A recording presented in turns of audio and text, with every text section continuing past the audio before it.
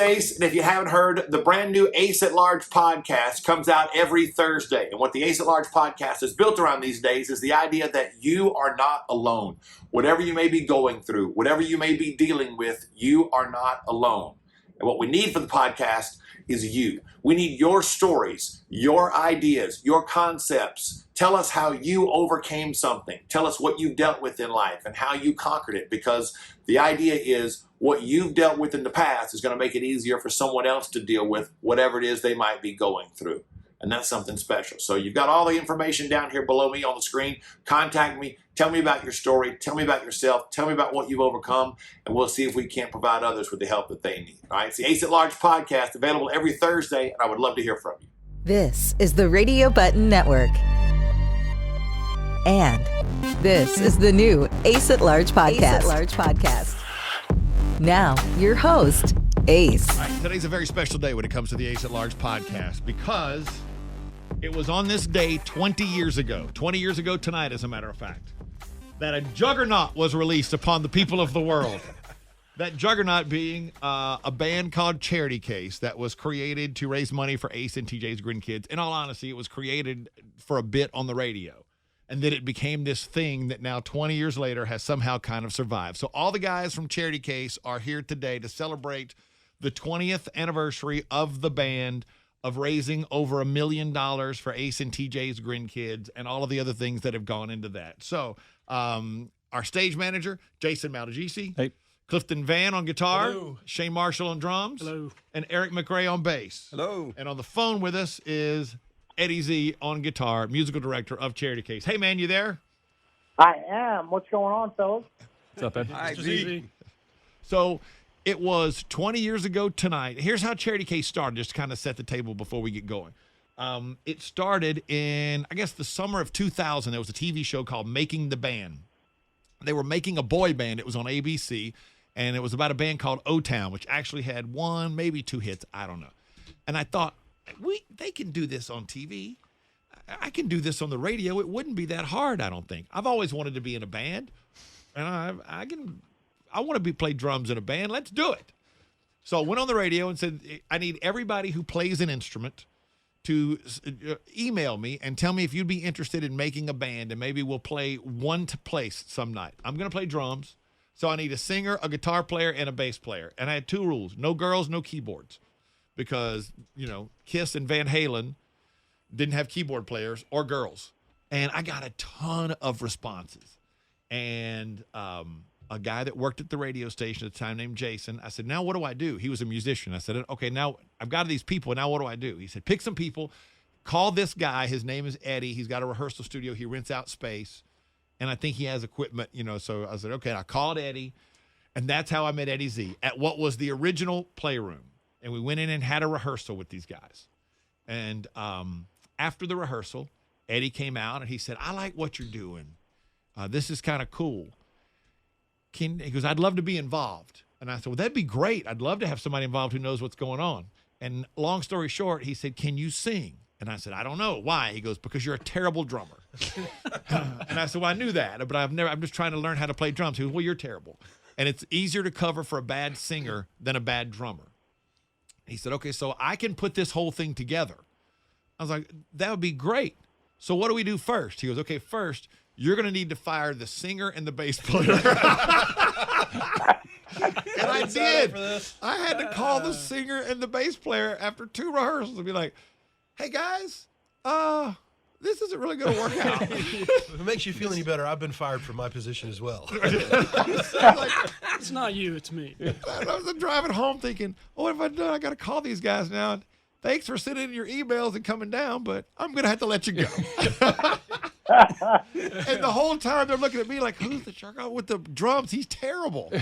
And he's like, the worst player is going to fire me from the band? You're looking like, I know. Yeah, that's exactly what happened. I was willing to do this for free. Yeah, and so we had then we had to have auditions for a drummer, because then I'd said, we don't need drummers to apply. And some people apply. I don't know, how did you even get involved, Shane?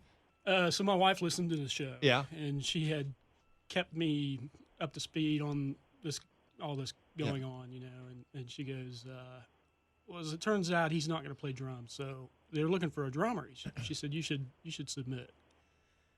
And I was between bands at the time, of course. But anyway, so yeah, I sent an email saying, hey, this is what I've done. This is what I can do. And I think he called me the next day. Yeah, and we had 2 guys come down, and Eddie was building his new building at the time, and I think it was. I couldn't even be involved in those auditions. Yeah, and it was me and the original guitar player, Jason Tucker. And Eddie goes, y'all know what we're looking for. I'm thinking, I don't know Jack. What do you mean I don't know what we're looking for? I had it already. You made me fire them. Right. Okay. And so these 2 guys came down and played, and one of them was, I think he was like 19 or 20. 18 or no, he's 18 or 19 years old. And he could play his ass off. Like, he was crazy. But that was the problem. I was like, he's playing a lot. Like, that seems like it's a lot. It just seems like way too much. And then it just was. But like, very impressive. Like, damn, he plays a lot. And then Shane came in, and the minute Shane walked in, I was like, oh, this has got to be our guy. He looks like we're about the same age. He's a good-looking guy. Yeah, really. I've always felt that way. And then he won't take the ladies. It was always about the look. And Shane started playing, and we were like, oh, this is going to fit right. And then Shane became the drummer. Did we lose you, Eddie? Do you remember the 2 songs that we did auditions to? Hard to Handle is one I played. No, what was the other one? Another one. What was the other one? There was another one by a band called Brother Kane. Was it Got No Shame? Got No Shame. Okay. A song that we never played live or anything. Yeah, We never played it live, but we definitely did that song, and we also did a Bad Company song. Can't Get Enough of Your Love. We did. I think. Absolutely. Because I think that was one of the only songs I thought I could play on drums. That's how we never played that one live either, I don't believe. Yeah, and so who came in first, Clifton or Eddie? Well, Eric. Clifton. Clifton Clifton or Eric, because Clifton subbed like on bass one time when Rob couldn't be there and all that kind of stuff. So I think I came in first. Rob was still part of the band. Mount and Pleasant. You guys had, you'd been together for maybe less than a year. So, yeah, my first introduction was playing bass for you guys at Mount Pleasant. Yeah, okay. It was an outdoor gig of some Yeah, sort. some kind of like a festival of some sort or something like that. And, of course, Remember, Eric is still the new guy. Yeah. 18 years later. Yeah, he's only been around 18 years. Yeah. So we but how many times have you fired him? Like George Brennan, He fired me? Billy Steinberg. So we played this one show at Second Chance Prom. It was like 1,200 people at Founders Hall. And at the time, the first night was me and Eddie and Shane and Jason Tucker and Rob McWilliams. And I think we opened with Saturday Night's All Right for Fighting or something like that. We did. And I had leather pants and an electric blue shirt that was buttoned way too high. Should have been a little bit more loose. I don't think I moved until like the 6th song or something like that. And Didn't you throw up before we went on stage? no, see, let's cover that right now. That has been a long-standing rumor that everybody's talking, and that is not true. I didn't eat very much. I was so nervous the night before, the night of the show, because this is a big event for our show, we had a big dinner at Capitol Grill, and everybody's having steak, and I was like, I'll have this Caesar salad with grilled chicken, please. And that's all I had was a salad, because I was terrified, scared to death, because I'd never done anything like that before. And so we played, and afterward, Daddy was like, this could become a thing. What if we played and gave the money to your charity? Okay, that sounds interesting. Do you think anybody would want to book this thing? Are they going to pay for us? Yeah. They were thinking, who's going to come see us? He was like, I bet people would come see this. We were driven by the fact that people went nuts when we played, and we weren't very good. So if we could they really like it. If we could get we're good, not good. yeah. But what's changed 21 years later? Yeah, They still like us. yeah. Still want to play drums. And we started playing places, and next thing you know, it kind of began to get some momentum, and I was still terrible. And but as Eddie told me one time, he goes, you're not a very good singer, but you're a really good entertainer, and that's all that really counts. And I was like, well, thanks. I think I told you that many more than one time. The David Lee Roth of the cover band world. So then Clifton came in and Eric came in, and Eddie, when do you look back on it and feel like, okay, this thing, it started to become a thing? Like, at what point did you realize this might have legs? So I absolutely remember the first time you realized that you could inspire a crowd. Yeah. I remember that happened at Boardwalk Billy's. Yeah. We were playing in a tiny little corner, and it was your light bulb moment when you were like, huh, a front man has some power and can really influence how people react. And I could see the light switch go off for you. Yeah, it's just about having the guts to be like, okay, you're going to be mine now. I'm going to control what goes on in this room. Because before I was like, oh, I'm the guy on the radio and I need to be nice to people. And then it became like, oh, I need to be a different person up here doing this. Yes. It was really a light switch moment. Yeah. And then, of course, the infamous you leaving a huge tip on my credit card that night. They got our credit cards backwards when we paid the bill. Because we had bought food and everything. And they bought my credit card at Eddie's, and I signed his. And I figured, I'm from the I need to leave a very nice tip because let them know I appreciate it. Yeah. And Eddie calls me next day and goes, oh, have you checked your credit card bill?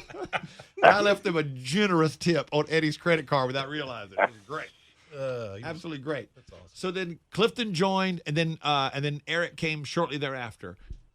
So I guess, Eric, when you started, where were we playing at the time? Were places filled yet when we started playing places? Yeah.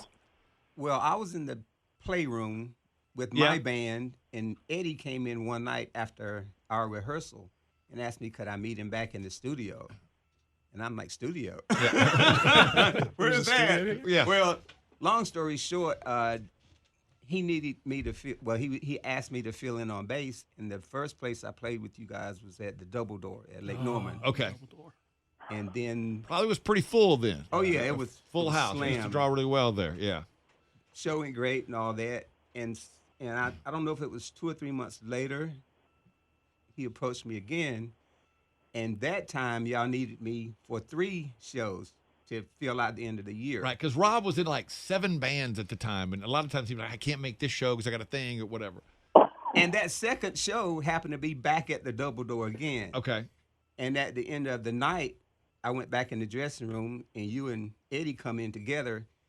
I think Eddie came in first, and you came in and closed the door behind yourself and locked it. Yep, that's how it starts. And I'm sitting there like, oh, God, did I mess up and all that? Yeah. And basically, one of you guys said, well, we're going to level with you. We know we told you we needed you for 3 shows to complete the year for us, but we want you to be our bass player. And here's the catch. There's no money.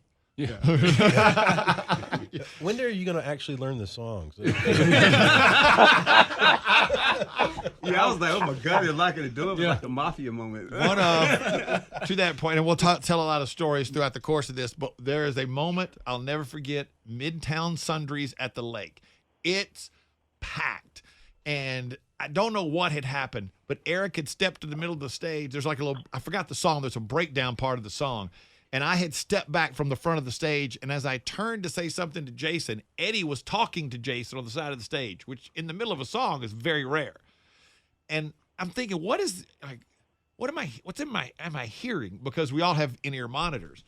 And before I could turn around, Eddie looks around and looks at me and goes, I want to kill him. And I looked around, and Eric is just standing at the front of the stage, and this girl is reaching up, just raking her hands across the strings of his bass, and he's just holding it out there. And I'm like, oh, that's what I'm hearing. It's the god-awful sound of a bass being ravaged by some drunk girl at the front of the stage. It seemed like every night there was one incident where that would happen. Eric sort of just stepped out. That's just one instance of when you were fired on stage. Well, thanks for not telling me. Hey, Eric. Yes, Jason saved your job so many times. You should give him a big kiss. It's like tell me why I don't fire him. I think your exact words your exact words that night were, "Help me not fire this mother." Sound like George Steinbrenner in there talking about Billy Martin. I'm going to fire him again.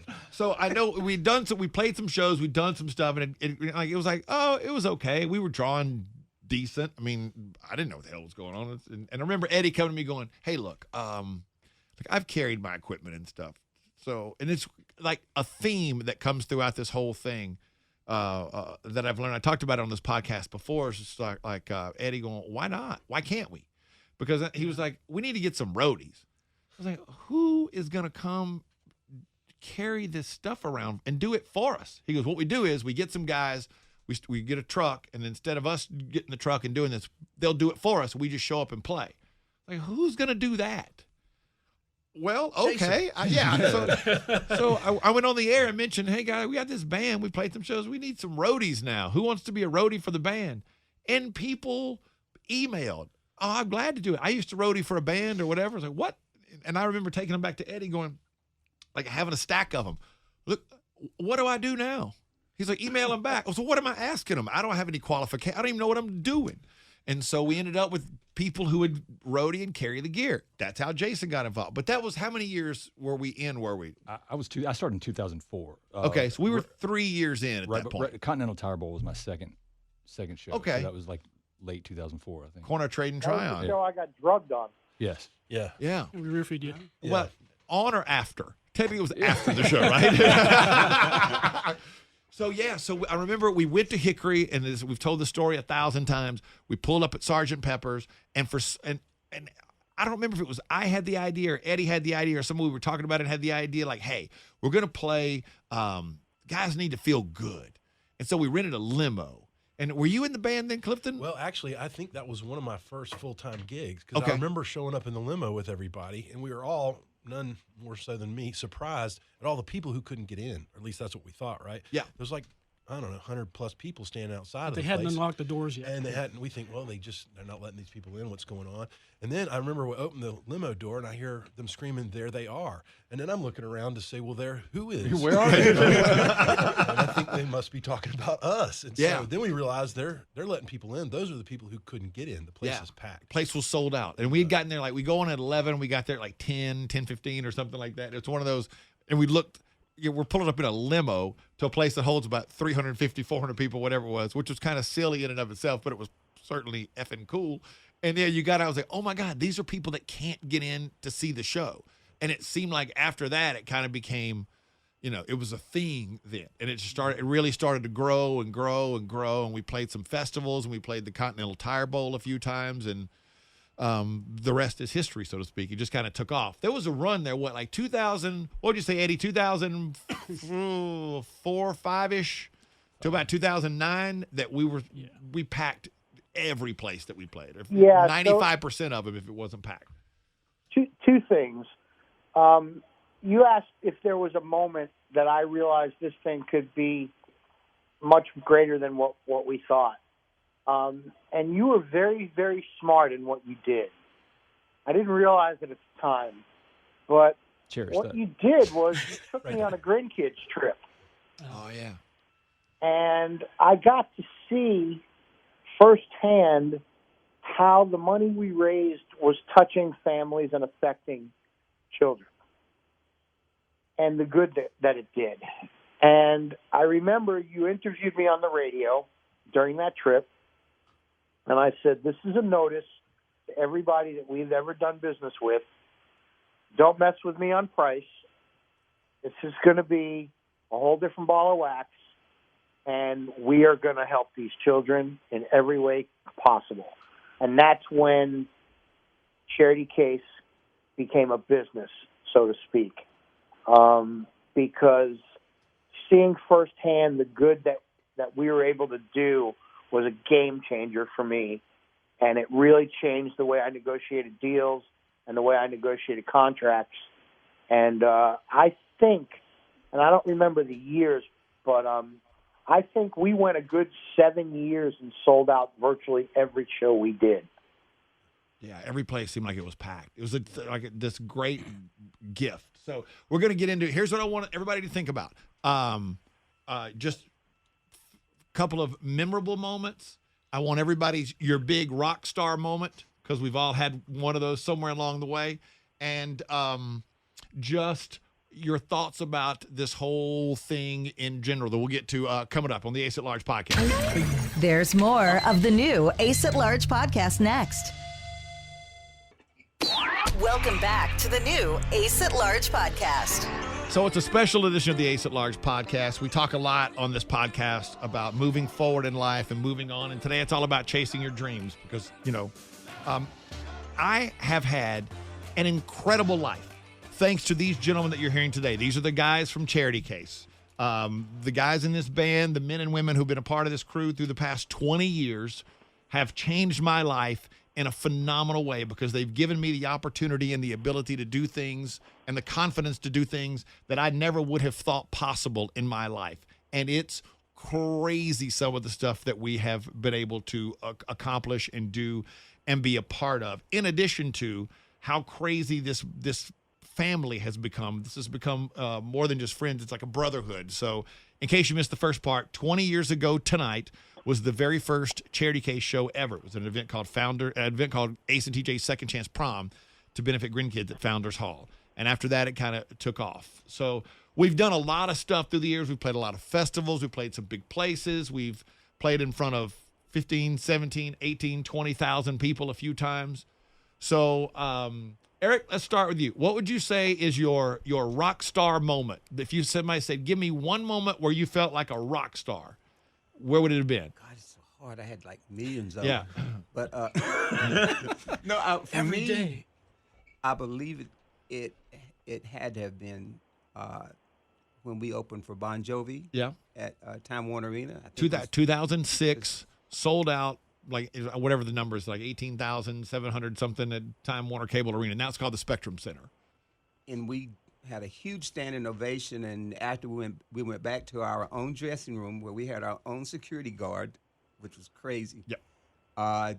Maybe 10 or 15 minutes later, Jason comes and knocks on the door and says that the guys want to come take a photo op with us. Bon Jovi. Yeah, Bon Jovi. Yeah. We went around to their dressing room, and they came out and shook our hands. And John Bon Jovi looked me straight in the eyes and grabbed my hand, and he said, "Brother, you kicked ass." I said, "Thank you." You know, and I was like, "Wow, that's it." That's the same one with Jason. We're sitting in the dressing room after the show, and Jason sits down next to me, and we're all having a beer, just like, that was incredible. It only lasted 30 minutes. And Jason goes, Ric Flair's out there. I said, really? He goes, yeah, they wouldn't let him backstage. I was like, oh, well, that sucks. Well, I wonder why. He goes, I'm feeling pretty good tonight. I said, well, I hope so. He goes, I'm going to go get him. I was like, okay, you do that. I was like, okay. And I mean, 10 minutes later, the door to the dressing room opens and I hear, woo! And I'm like, oh my God, he went and got Ric Flair. So Nature boy. they let Jason, just the security guards, let him go out and get him and bring him backstage. And he hung out with us for a while. Okay, Shane, your rock star moment. Yeah, the end of the Bon Jovi thing was kind of cool, just because first of all, during playing it, the lights are down and you see these lights, which are the tunnels that come out from the second floor. You're like, oh, that's what that looks like when you're down here. The end of that was great, but I think when we started playing Dixie's Tavern parking lot, one specifically, Gravedigger's Ball. Yeah. And just the crowd, packed through that whole parking lot and just reacting to us. We could stop and raise your hands up and everybody. That was like, this is pretty cool. Yeah, that was very cool. Clifton? Yeah, the Bon Jovi thing was great too, but I think for me, it was one of the first Center City Fest we played. And the sensation I remember was, I think, finishing the first song and the crowd yelling and cheering so loud that the wave of sound literally pushed me back on the stage.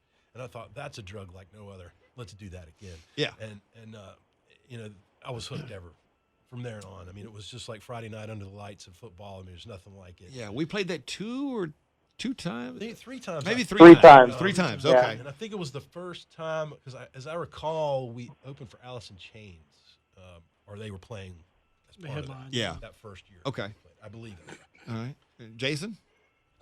Mine's easy. It's you were actually standing right beside me. Yeah. It was the Bon Jovi show. Yeah. I hate to keep going back to that, but you were standing right beside me, and I called for lights in the arena, and the entire arena went black, and the crowd, like you could immediately feel the crowd, like Yeah. it got intense, and I think I turned and looked at you with my jaw open, Oh, like I've told the story oh my 1,000 God. times. It felt like the stage seemed like it was 40 feet high. Yeah. And it wasn't. It was like 10 feet off the ground, 8 feet off the ground, whatever. And Jason has the headset on. Because I remember walking through the curtain, I was like, oh, look, you look real official with your little headset. I think Eddie and I were making fun of it. Like, oh, you. And Jason goes, okay, you ready? We're like, ready. They're like, he goes, okay, house lights. And as soon as he said it, the lights went out. And there was probably I don't know. The show was sold out, but realistically, there were probably 10,000 people in there when we started. It was about half full, something like that. Jason goes, house lights, and they go out, and you hear, and I remember thinking, oh, like, and I felt the hair on my arm, and we just turned and looked at each other, and he goes, that's cool. I was like, yeah, that's cool. Like, I better pull myself together here. Because when the show started, I remember running out onto the stage, because I was the last one on the stage. It was dark. And running on the stage thinking, this floor didn't feel like this afternoon. Like, why is it so rubbery? Oh, those are my knees. Oh, that's what they do. That's what I mean. I remember I thought we were going to have to resuscitate you after about the first 3 songs. You had just gone after I so was hard. dripping with gassed. sweat, just like running back and forth and the whole thing. Trying to keep you off the risers. Yeah, they had, if you know, they had these risers that went out into the crowd, and they had tape on them. And the guy was like, let me be clear. If your toe goes over this piece of tape and touches this riser, I'm just going to shut the power off. He goes, I did it 2 nights ago. I was like, okay, no problem. And it was hard not to run up that damn riser there. Eddie, what's yours? So mine's a little different. And, of course, the Bon Jovi experience was really great, but it was still opening for Bon Jovi. For me, it was one of the City Fest shows where when we went on, there was 2,000 or 3,000 people, and as we played, by the end, there was 8,000 or 10,000 people. And I remember playing Paradise City, and the sound of the crowd was so loud that we couldn't hear the stage sound. And we brought it that night. And I remember the manager of the band that had to follow us coming up to me and going, man, we really don't want to go out on stage after you guys. And that was a really proud moment for me. And I have an A and a B, so that was my A. My B was the first time we did a curtain drop. I was going to say that was what I was going to say at the double door. Was that where we did it the first time? Yep. Well, that was. I remember looking at you and going, "Okay, all our shows have to start this way because this is a whole nother level of crazy." Well, because we used to put beer at the front of the stage, and we go up and do a big introduction, but you're still like a band in a bar playing, and people kind of stand back, and you've got to really coax them to kind of get going. Even if it's crowded, they're just kind of like not sure what's going on or whatever. And an attorney for Grin Kids was like, "You do what? We you put do the beer right beside the pyro. Right." He was like, "You're putting beer." I said, "Yeah, that's how we get people to come down front." He was like, "We don't, no. If somebody has an accident with the beer, like don't do that anymore." So, and I don't know, the curtain became a thing. I remember thinking like, "What? I don't understand it. How are we going to do that?" And they rigged one up, and the first time the curtain was up, you could see through the curtain a little bit like, wow, it looks like people have come right to the stage already. Because I kept thinking, I'm going to feel stupid if we drop this curtain and people are like 40 miles away. And that curtain dropped, and it was like, it's a thin black sheet in front of the band. And the moment it came down, the crowd was like, wow. And I remember thinking, oh, Jesus. Like, I looked at Eddie like, you could feel that energy just from having that piece of cloth with the lights flashing through it that dropped down. And we were off to the races after that. What was your rock star moment? Oh, that was a big one. That was a real big one. Just standing there like, oh, wow. And I remember at that first City Fest show when we shattered the guitars and caught their stuff on fire. That guy was furious. But standing out there, and I'm wearing leather pants and a brown shirt. Terrible combination to wear, but I remember we could see like there was maybe the first time we played in front of thousands of people. There were like 4,000, 5,000 people, and I remember when we hit the Paradise City, and people's hands went up in the air, and maybe I said, "Let me see your hands," and their hands went up, and I was like, "Oh, that's power! I like that. That feels great." You know? Like, oh, that was incredible. I'm just gonna keep yelling, "Let me see your hands," so they keep doing that over and over. Yeah, the intensity of that moment is like, wow, that's why old, people do. No, never gets old. Never gets old. It's really hard though to narrow it down because we were so lucky to play to huge crowds all the time for a decade or more. And I remember I used to tell you guys as often as I could, like, hey, this isn't normal. Yeah. This is what typically happens to bands. I've been doing this a long time, and understand this is different and enjoy it and relish it and soak it in, because this is not how normal cover bands get received. I would have never scripted this. I mean, when Yeah. you know, I played guitar most of my life. You think about being in bands and all that stuff, like Eddie said. I would have never seen this coming, that this would have been the way it would have manifested itself for me, that I would have this much fun, this much opportunity, and be able to do this much good in front of that many people. I couldn't have never imagined it. I thank you and all you guys for being a part of it. It's just been a tremendous ride. Who could have ever? Who? I mean, how would you ever have foreseen? Couldn't With it? imagine. And then there was. Then it just became, like it just became a thing. Like it just kept going and going and going. And every time. And one of the reasons I wanted to talk about this today was not just to celebrate this, because it's a huge part of my life, but also because the lesson that I learned was, Eddie always said, "Why can't we?" Like, oh, and what do you mean we can't? Like, we can't go out and make this a band that makes money. He's like, "Why can't we?" I don't know. It doesn't seem like it's something that would make any sense. None of it makes sense. And then why can't we? Eddie was like, what about pyro? Like, we can't do pyro. Why can't we? I don't know. Just how do you do that? I think we just order it out of a magazine. Sounds good. Let's do it. The next thing you know, Eddie and I are spending $250 a month a piece buying pyro and using excuses like, it's cold fallout, it'll be fine. It won't light anything on fire.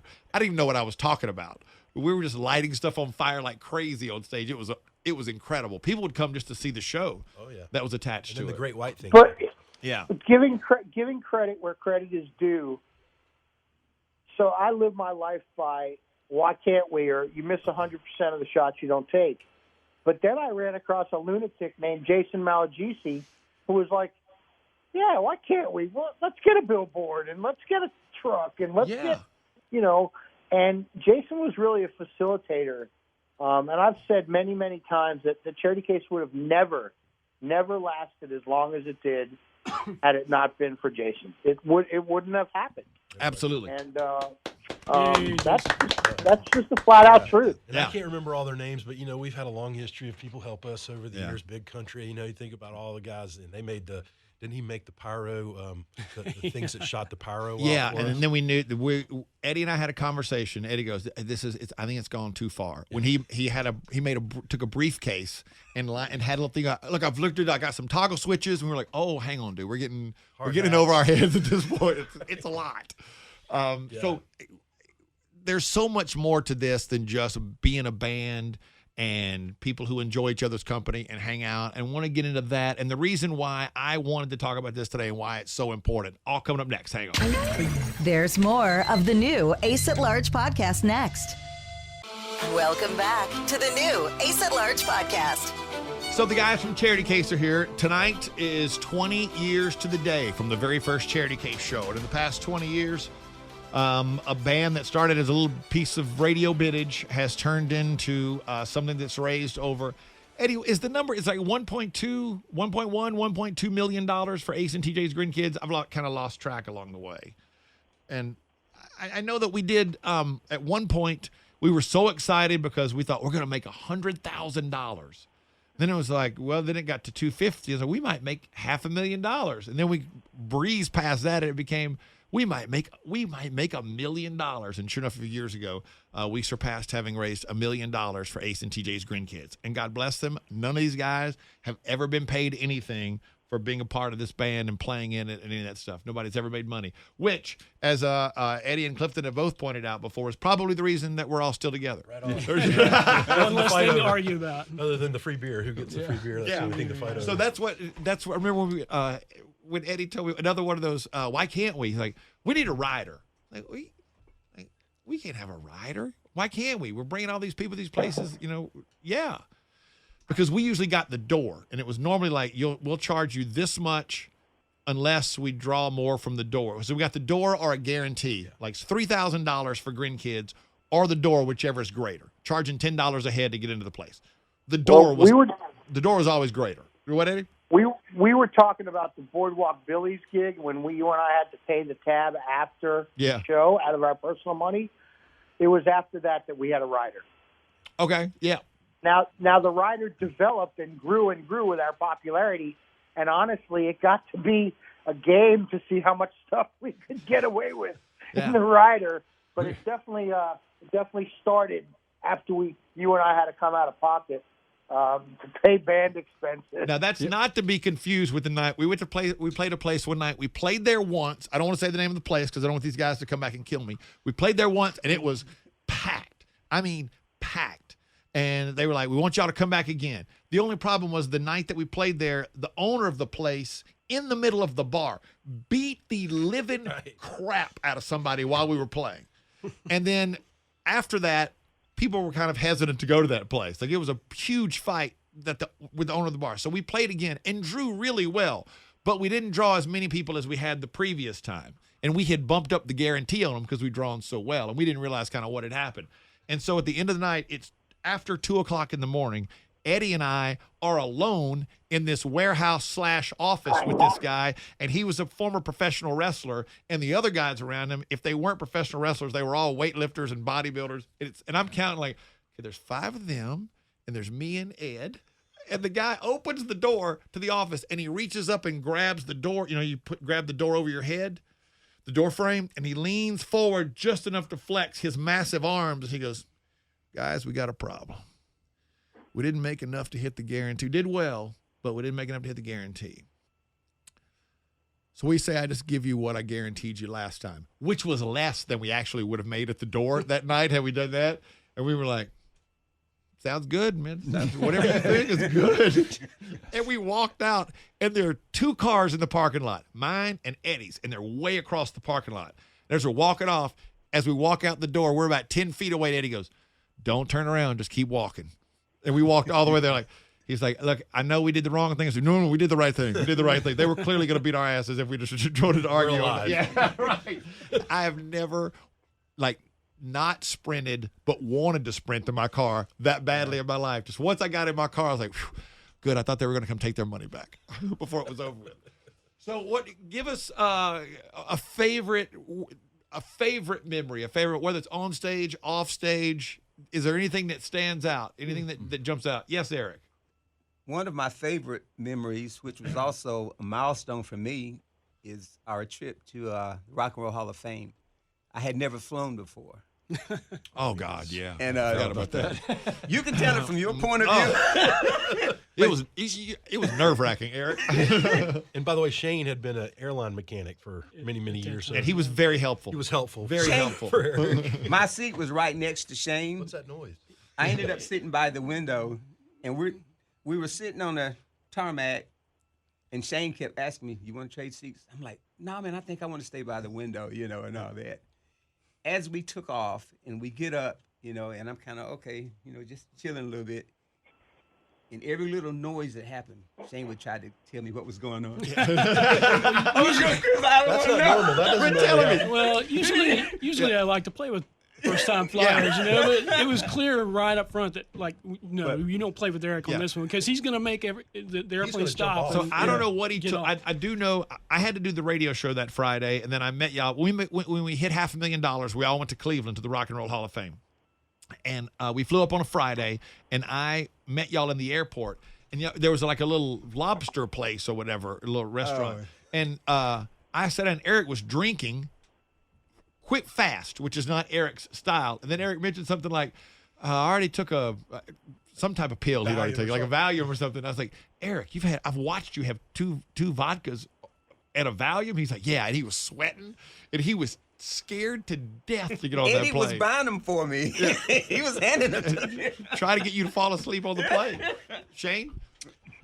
I mean, gosh, can't just come up with just one. I mean, the grandkids trip, was fortunate enough to go on 2 of them, and that was, like Eddie said, that was a point where, the bus thing. Well, everybody's got to get the Disney bus. Yeah. Well, why don't we just get another bus? We just charter another bus throughout the week. We play 2 more shows. We can do that. All right. Yeah. That was kind of a revolution there, but just, just the whole thing. I mean, and the format in which and Eddie, you gave credit to a lot of people, but I think you're the one that's most responsible for this one. Like, the format of our shows from the start was not playing sets.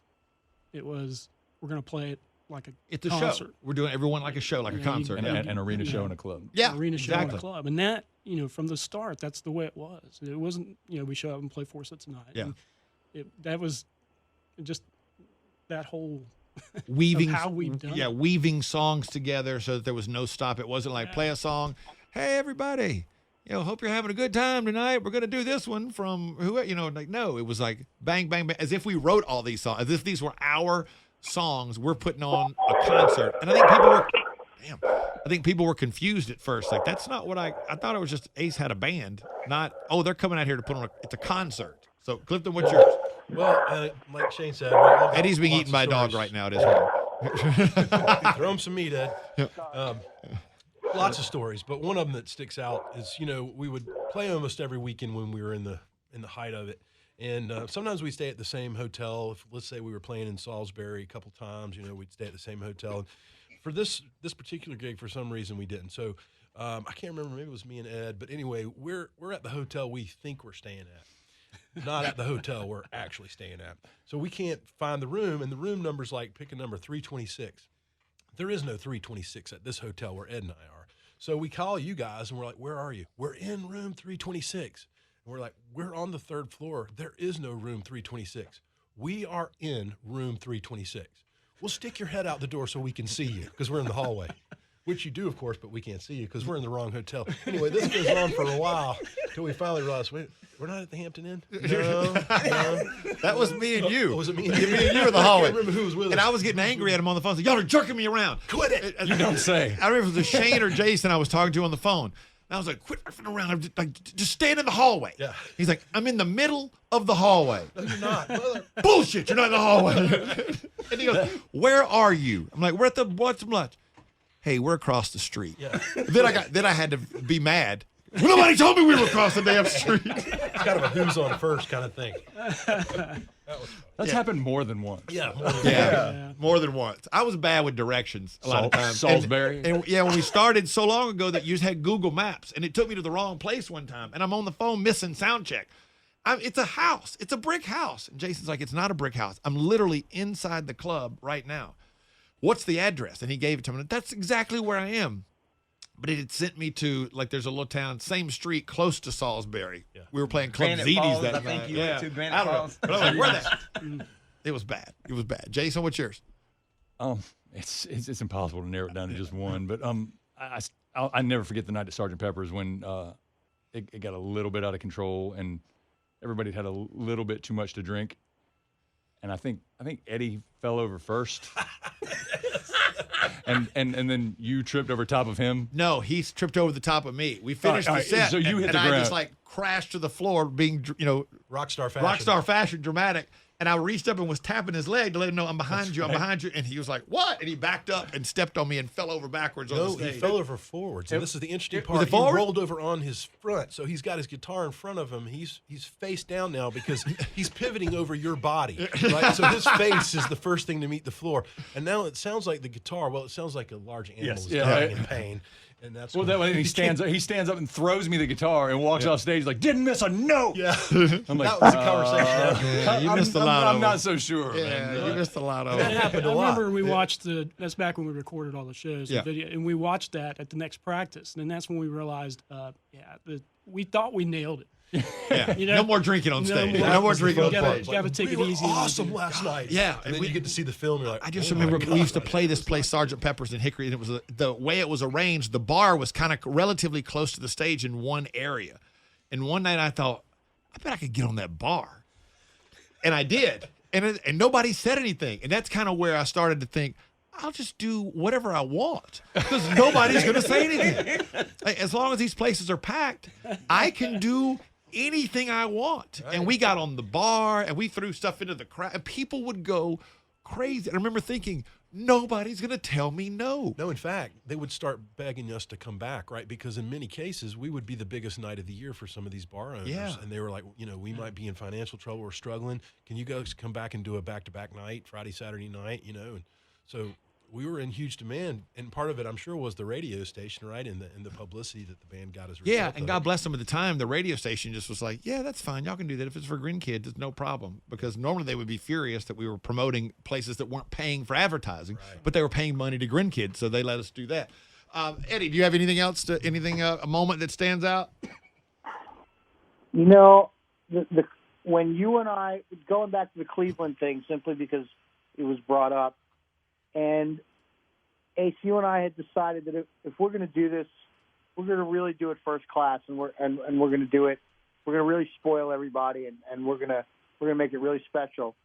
And I had a contact in Cleveland that had gone shopping for us before we got there. And I remember you and I loading up a luggage cart with coolers for every room. And we went and delivered every room that had our band folks in it a cooler full of Grey Goose and cranberry. And whatever their favorite drink was, yeah. And whatever, we were used to having at our shows. It was really, and we might have had some other assorted things we delivered too. What? Just saying. But Fruit basket. that combined with fruit basket. That's right. Thank you. yeah, it was a fruit basket, right? That combined with you don't leave a guy in Cleveland. You don't leave a guy. Oh yeah. That was pretty special time. Yeah, it really was. So a couple things that stand out because we got to kind of wrap this up. But things that I just mentioned this to Alexis, who works on our show the other day, that it's 20 years and we started and we were all in our 30s. Well, Eric wasn't, but the rest of us. He was in his early 60s. Okay. Yeah. We were all in our relatively early 30s when this whole thing started. But I remember standing just a few years ago, standing backstage before we went on and thinking, what do I smell? That smells like Bengay or something. And I looked and I said, am I smelling Bengay or something? And Shane goes, hey man, yeah, I got to loosen up my joints. Yeah, Icy hot. That's what I was My arms would get sore. it's one of those moments you're like, damn, we've been doing this a long time. He's got an icy hot down his elbows before he goes on stage. And one of those moments that if 18-year-old me had seen what 30, 40-year-old, 40-plus-year-old me was doing, it would have been like, no way. We opened at, I guess it was a Gravedigger's Ball. We were the opening act for Bret Michaels of Poison, his solo band. And they were like, hang around. We'll bring y'all up on stage. We're like, okay. That's all right, sure. Whatever, we're hanging around. So me, Shane, and Eddie were still hanging around. I think everybody else had left. And sure enough, Bret Michaels says, we're going to bring up Ace and Eddie and Shane from Charity Case. Come on up. And we did Rock and Roll All Night with Bret Michaels. And he threw me the microphone. I was standing back by the drum riser. And he tosses me the mic. And I'm thinking, like in my head, like, oh my God, Bret Michaels we're trading mics now. Like we're boys. And we're doing Rock and Roll All Night. And I did the verse. And he looked at me and I thought, I know what to do. And I dropped the mic to my hip and had it by the cord and started like swinging it like in a circle. And I thought, I'm going to let it go and it's going to fly right to him. And as I'm swinging it, right as I was about to let it go, he turned his head away. And at the last one, I was like, oh, and I popped it back up in the air and caught it. And the whole time thinking, oh my God, I nearly beamed him in the head with the microphone. If I had let go of it, it would have drilled him right in the back of the head. But then we were on his bus afterwards. That's still a sore subject with me. Yeah. So we're getting on the bus, and Jason's wife is with us. And as we go up, how did she not end up on his bus, Jason? Okay, well, she was a huge Poison fan. Huge growing fan. up. So she was so excited. I'm like, listen, you have to stay with me. You've got to stay right beside me. And she had my hand, and at some point, I guess she let it go. And the next thing I know, I turn around, I'm on the bus, and she's not there, and I'm like, I'm guessing her story's a little different. Like she's literally standing outside the bus with the door closed. We're all on there having beers, hanging out, and How talking. is it living by yourself? Yeah. well, I still hear about it a lot. Okay, so 20 years, over $1 million raised for Green Kids, more stories than we could ever possibly tell or pack into 1 hour, day, year, whatever. How would you, Eddie, you go first. How would you sum the whole thing up if you had to describe it to somebody or talk about it to somebody? Well, if I had to describe it to somebody, they would think I was full of shit. It's true. That's very true. But at the crux of it all is two things for me. Number one, I am forever grateful that it put me a part of the best group of dudes and family that I could ever be a part of. And I love you guys, and I'm very grateful to all of you for being a part of this and what we've accomplished together. And number two, to the unbelievable amount of fans and support and Charity Case fanatics that came out to show after show after show, making us just the most blessed group of guys, and allowing us to make a really big impact and touch a lot of people. And one thing we didn't even talk about is there's at least 12 people that got married during our run because they met their spouses at Charity Case shows. Yeah, and at least one of us got divorced. But it's a blessing. I'm very thankful for it. I love you guys, and I can't wait to get in the room and hang out, and whether we have dinner or jam or get on stage again, whatever it is. It's a forever fellowship, and I'm very proud of it. Amen. Anybody else have anything you want to share? I just back on the I think we're a living testament of anything is possible. I mean, if you know, I can't tell you how many of those what if we did this? We're hours on the phone with a couple of us. I mean, Eddie and I think during the week, I think we put in 40 hours a week during the kind of heyday of just trying to pull something out of our ass that there was no way it was possible. And I just, we'd come up with the idea and then we just execute it. But continually going, well, we pulled that off. Yeah. Well, how did we do that? Huh, look at that. Yeah, one thing I'd share with people about this whole experience is if you set out to make somebody else's dreams come true, you're likely to make your own dreams come true. And that's a great point. That's a great point. We did this to help the kids, but I got so much from it. I couldn't imagine getting any more from it. An amazing blessing. Amazing blessing. And I love you guys, and it's been a great run.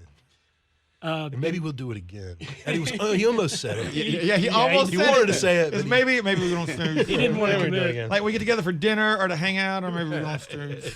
Yeah, maybe. Yeah. Just one word from 16-year-old self would be just unbelievable. I mean, what we've had the opportunity to experience. It's just, gosh. And, no money involved, but, I mean, it didn't matter. This thing's cost me a damn fortune. A damn fortune. No, it wasn't. It was just, gosh, we've been fortunate to be able to do so many cool things and just and to meet one another and become like family. It's just you couldn't have, like you said, you couldn't have scripted that. No way. You couldn't have. No way. Well, and the amount of time our families had to sacrifice for all this too. Yeah, that's a great point. We were gone a lot. I know in the year, I think it was 2007 or 2008, we played 36 times. It's all on the weekends. So sometimes we played a Friday and a Saturday, but that was it. But that's 36 times, 36 weekends we were gone at least one night of the week, or roughly. So, that's a lot. Out of 52. Yeah. Eric, anything to add? Eric, anything to add? I just want to say it's a little weird for me because when I was 22 years old, and I don't think I've ever told any of you this. That was 80 years ago, right? Yeah. Back when, horse buggies. Yeah. But I'm from a very spiritual family. And when I was 22, I was playing in a band. And the lead guitar player's mother was a Christian woman. She was very religious. And she would have these visions, these talks with me for whatever reason. When I was 22 years old, she took me to her room, prayer room, and told me that she had a vision about me. And she said, I know you think you're going to be the next Michael Jackson. And her son, Willie, was going to be the next Prince. She said, but it's not going to happen like that. She said, and this is what she told me. This was in '82. I didn't know anything about any of you guys. I didn't know anything about Ace and TJ, Charity Case, any of that. She said, you're going to reach some music notoriety using your gift. She said, but it's not going to be the way you think it is. She said, As a matter of fact, it's not going to be with anybody that you know, none of your family members. She said, but you're going to be using your gift to help children, and it's going to be with people that you do not yet know. How about that? I moved to Charlotte in 96. Unbeknownst to me, now this was in 82. Yeah. I had completely forgotten about this, and it came back to my mind when Errol Collins interviewed us. 2009. I know, Yeah. yeah. Yeah, that'd be right. And he 2008. asked me the question about how this all happened, and my comment was it was divine intervention. And when I said that, that's when the memory of what she had prophesied to me came back to me. That I believe that wholeheartedly. Look, people, Yeah. I'm a dumbass. I'm an idiot. I don't know. I don't play an instrument. I didn't sing any of that stuff. This started as a stupid radio bit that I thought this will be fun to do. And 20 years later, here we are talking about it. And 20 years later, we've raised over $1 million for a charity, which was never even part of the purpose. And 20 years later, we've headlined festivals in front of 15,000 people. We've got a DVD that's got a crane in it, a crane shot that swoops over the crowd. And we've played in front of tens of thousands of people. We've played in front of 10,000 people, over 10,000 people, at least 10 times that I can think of, probably more if we set it and put some thought into it. That's an easy number. And that's headlining in front of that many people. We've opened for Bon Jovi and for Bret Michaels, and there's a whole list of people that we've played with and for, and No Doubt and Joan Jett and all these other people. And I have zero talent or ability to do this. You can't tell me that somehow this wasn't a blessing, that I end up in Eddie's place. Eddie just so happened to have just had his son, and I told him what we were doing, and that's why he got interested, because of the kids. And having had his son, Alex, had a profound effect on his life, and our kids are similar in age, and we got to talking, and it just became more than just a band. It became a friendship. Then it became more of a brotherhood, and now it's a family. And all these people have come together, and it's the biggest testament to just going out and doing something and asking that question, why can't we? Why can't I? Why can't I do this? Why can't we do this? We can always find a way. Jason and Eddie figuring things out, and everybody coming up with ways to do it, and making it work.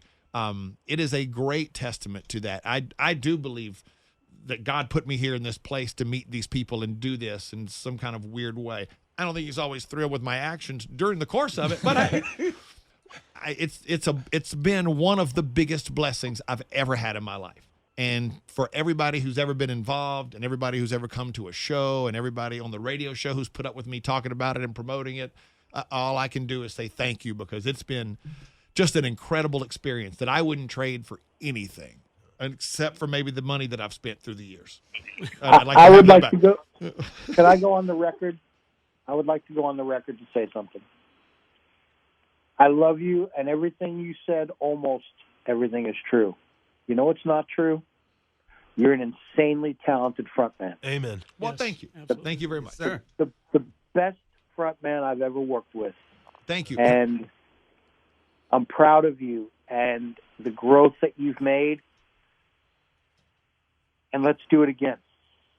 Amen to that. Okay, Oh, there you there go. it is. We're going to do it again. Yeah, there we go. All right. By the way, I got to tell everybody a quick note. I know we got to go, but Eddie used to come in, and he would do that, and I knew what he was doing. I figured it out after a while, then I knew what he was doing, and he would still piss me off. He'd come in and go, so we arrive during the opening band, and we'd be sitting there, I'd be having a beer, whatever, cutting up in the back, and he'd go, man, that dude can sing. They're putting on a good show out there. What? Like, the opening band, that guy can sing. They're tearing it up out there. He's a good singer. Have you heard him? No. Well, he's pretty good. He's a good singer. Son of a bitch. Here we go. Now, and it would just start to eat at me. Like, okay, now I'm going to have to really go out and entertain these people. Now I'm going to have to work a little bit hard. And I even eventually figured it out. He's just doing this to get me super jacked up to go out there and do better. But I still couldn't stop myself from being aggravated with him and being angry at him. Like, I'll show you. You think that guy's good? Watch this. Watch what I'm about to do out here. Well, he's right. You carry a crowd better than anybody I've ever seen. We've played with bands that were certainly musically more talented than we were, et cetera, et cetera. Nobody carries a crowd like you, Ace. Thank you very much. You're the man. Thank you. And God bless you all, my brothers. in Charity Case. Thank you for 20 years. And apparently let's look forward to doing it one more time at least. One more time. Yeah. We got that on tape, Edward. That's right. Don't get carried away, Shane. God bless y'all. Thanks for being here today. Eddie, love you. We'll talk to you soon. Bye. This is the new Ace at Large podcast. The new Ace at Large podcast will be back next Thursday.